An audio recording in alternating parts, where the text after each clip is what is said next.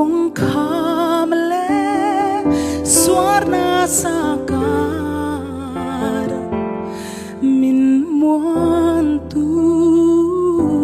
kachian ini nang tao hi kain hum him na thun le zana min khamwan tu ka kong kham le swarna sakar min muan tu kachian ini thaleram ro kakal kang chung hian imang ina chuan min kha kham ngai lo ve vantir ko ta min veng turin an nai chi faka in thoi na chu katan dam na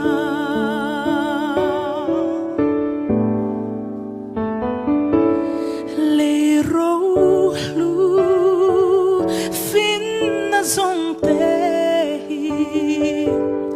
ka kong en tu an ting zo lo le akala ko vel til tin re tan dam na hallelujah lal pa chu fukinam ro se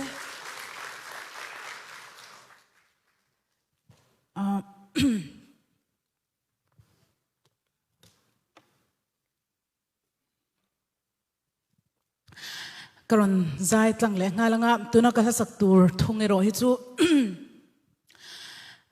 helai muna po ani theya mun sang sang kan chungte a po ni theya kan mangai kalta te zong zong pualin tunu na hian karon zayanga engtin van mun no ma chuano mangmo tila karon sa anga kan mangai kalta te zong zong tang khang karon hlana tu tenge ka shat pui lo chowa in zawai tang karon hlane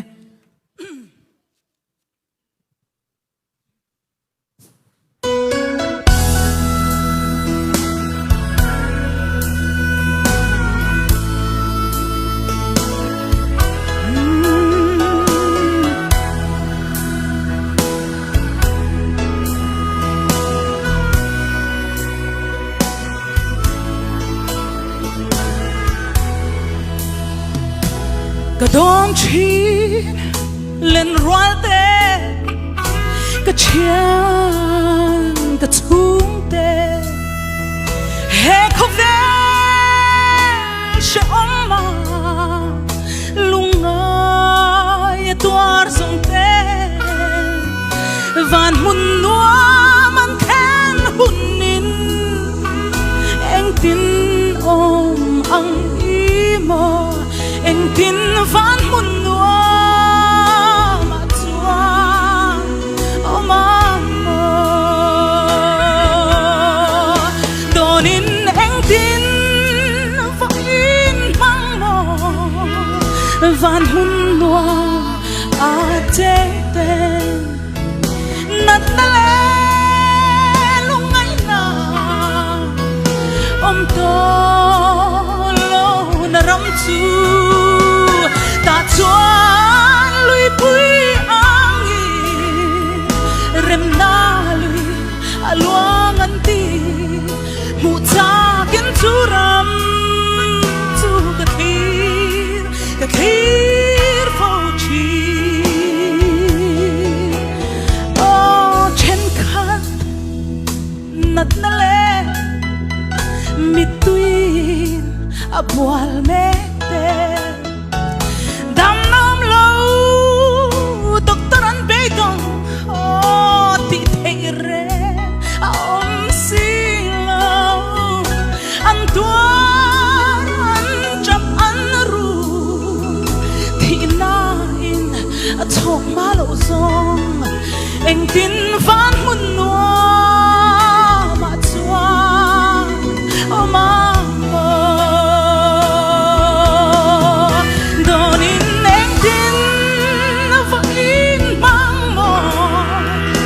van hun nuông a cheng ten nat na le lung ai na om to lo na ram chu ta chuan lui pui ang i rem na lui a luang an ti mu cha kin chu ram chu ka thir fo chi